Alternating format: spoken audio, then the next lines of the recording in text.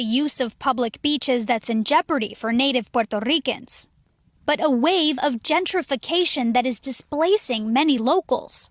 Sincere Lopez and Suby Toro are part of the New Era Young Lords organization, a civil rights group who fights for neighborhood empowerment in Puerto Rico and beyond.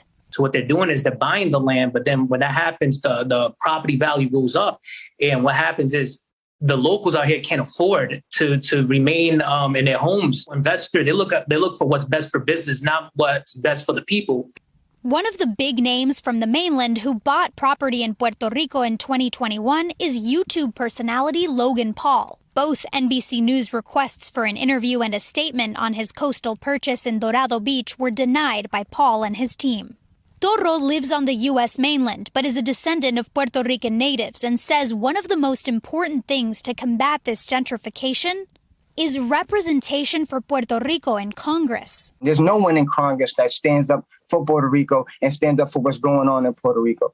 So the one that needs to be responsible is Congress. Members of Congress, including Darren Soto, Raul Grijalva, and Jennifer Gonzalez Colón, did not respond to requests for comments on the 3 acts in Puerto Rico.